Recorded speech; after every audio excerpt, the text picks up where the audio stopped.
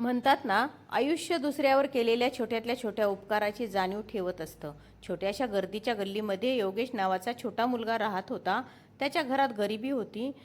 त्याला खूप शिकून मोठं व्हावंसं वाटत होतं, पण त्याच्याकडे शिक्षणाला पुरतील एवढे पैसे नव्हते. एवढेच काय, तर त्याच्या घरात पुरेसं साहित्यसुद्धा नव्हतं. पण योगेश मात्र हुशार आणि मेहनती होता. शाळेची फीस भरण्यासाठी तो दररोज सकाळी भल्या पहाटे उठून एक मोठा थैला घेऊन घरोघरी जाऊन पेपर वाटत असे. ऊन असो, पाऊस असो, थकवा आलेला असो किंवा तो आजारी जरी असला तरी योगेश तेवढ्याच उत्साहाने काम करत असे. एके दिवशी त्याला सतत काम केल्यामुळे खूप थकवा आला होता आणि खूप भूकसुद्धा लागली होती. तो भुकेने व्याकुळ झाला होता. थकवा एवढा जास्त होता की त्याचे हात पाय थरथर कापायला लागले आणि डोळ्यासमोर काळोख दिसत होता. थोडंसं काहीतरी खायला मिळालं तर मी व्यवस्थित होईन असं त्याला वाटत होतं. त्याने मनाशी ठरवलं, आता खाण्यासाठी कुणाला तरी काहीतरी मागायलाच पाहिजे. त्याने एका घराचा दरवाजा वाजवला. दार उघडल्या गेलं, पण त्याला तिथून काहीही मिळालं नाही. त्याने पुन्हा दुसरा दरवाजा वाजवला, तिसराही दरवाजा वाजवला, पण कुठेच काही कोणी द्यायला तयार नव्हतं. शेवटी तो एका छोट्याशा झोपडीवजा घराकडे वळाला.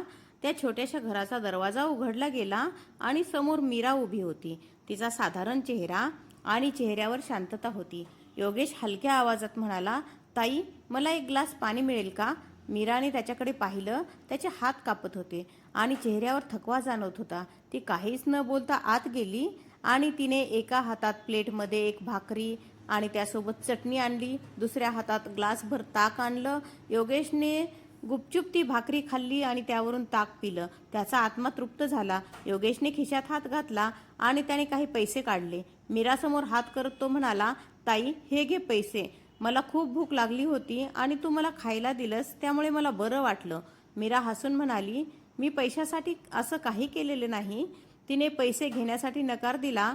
मीरा पुढे म्हणाली, तुला माझ्याकडची भाकरी खाऊन कर्ज झाल्यासारखं वाटत असेल ना, तर तू एखाद्याची मदत कर, म्हणजे तुझ्यावरचं कर्ज पूर्णपणे उतरून जाईल. योगेश खाली मान घालून निघून गेला, पण तो क्षण त्याच्या मनात खूप दिवसापर्यंत आठवणीत राहिला होता. बरीच वर्ष निघून गेली. मीरासुद्धा आता मोठी झाली होती आणि एके दिवशी तिला गंभीर आजाराने घेरलं. बरीचशी औषधं घेतली, बरेच दवाखानेसुद्धा केले, पण आराम मिळाला नाही. शेवटी ती शहरातल्या एका मोठ्या इस्पितळात दाखल झाली. तिथे तिच्यावर बरेच दिवस उपचार झाले आणि तिला बरं वाटायला लागलं. तिची तब्येत बरी झाली, त्यामुळे तिला आनंद तर होतच होता. पण एका बाजूला इस्पितळाचं बिल कसं भरावं हा प्रश्न मनातल्या मनात तिला सतावत होता.